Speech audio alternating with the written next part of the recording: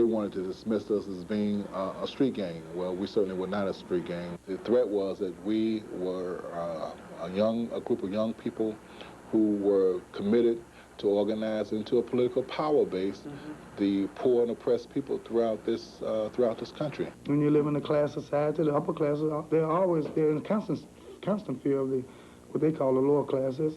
The Panthers wanted to explode the myth of the docile black who would turn the other cheek, and say, no, we won't turn the other cheek. As a matter of fact, if you try to shoot me, I'm going to shoot back, and if you got your gun, I got mine, and so therefore, if you wanted to aggress upon me, then whereas I'm not a natural and an aggressor, that I would defend myself to the hilt, and that's what we were attempting to do.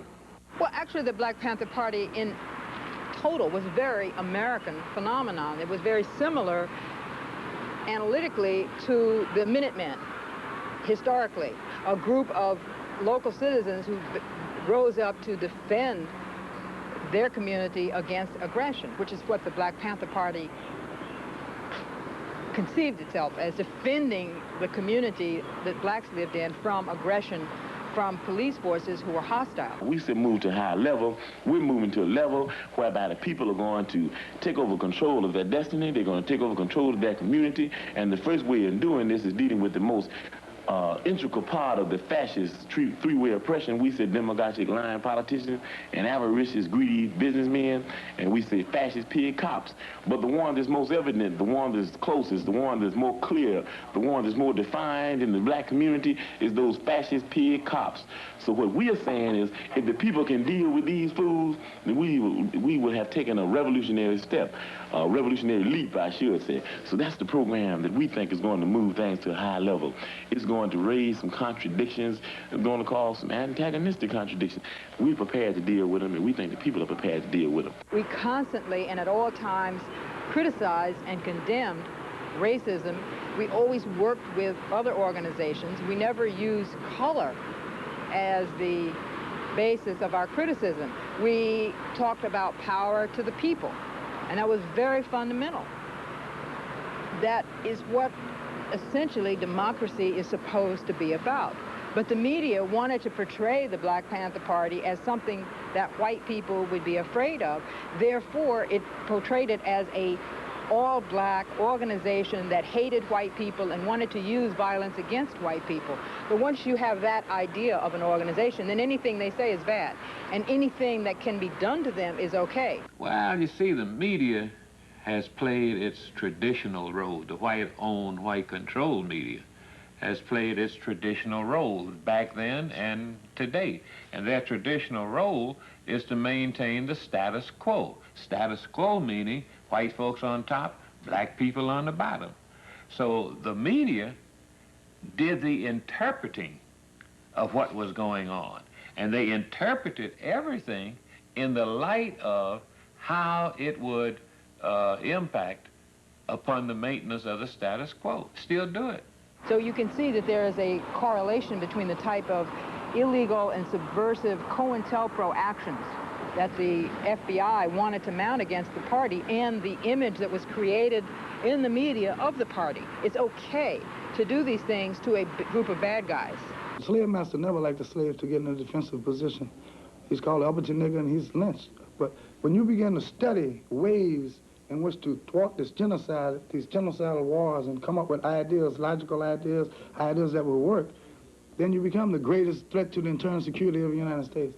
And if that organization is the greatest threat, then this militant military apparatus is up for grabs. It's fair game. All is fair in war and love and war. So you get a Cointelpro, a completely illegitimate thing, and it's thrown at you, and you say, well, you can't cry. You know this is a war. And that program was intended to be run secretly. It was intended to be run as a counterintelligence program would be run against, say, Soviet spies, that you spread false information about and among the black group so that they would shoot each other. Well, in California, there was a rivalry between the Black Panthers and a group called U.S. United Slaves. And documents now show that that materials were sent and information given to the United States in an effort to get them to make an attack on the Panthers. And in fact, there was an attack made and 2 Panthers were killed. The FBI would get hotel stationery, type a letter saying that Connie had met with Huey and David, and they were really hostile toward Eldridge, and he should be very careful about how he deals with them. And it would be, the signature would be C. Then Connie would get back to Algiers and tell us about her meeting. We already had this letter. And then she'd say, but I didn't send you that letter.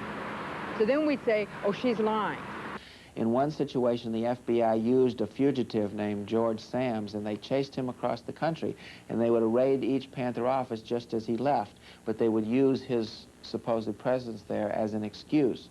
So the government made it very crucial to their success that it looked as if these things just happened by accident. There was no connection between the plan of the FBI and the fact that so many Panthers were arrested, so many of them went to trial, so many of them marriages broke up, so many terrible things happened. However, when these things are happening to you, you know it's not an accident. You know it's not random.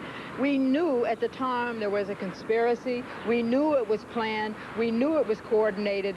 We just had no idea how sophisticated the plan or how sophisticated the coordination was, and or the collaboration between the various agencies. We didn't know it was called Cointelpro, that involved the Department of Defense, it involved the White House, it involved the CIA and the FBI in coordination. We didn't know all that, but we knew they were doing these things against us. They were doing them deliberately, and we knew that they were wrong.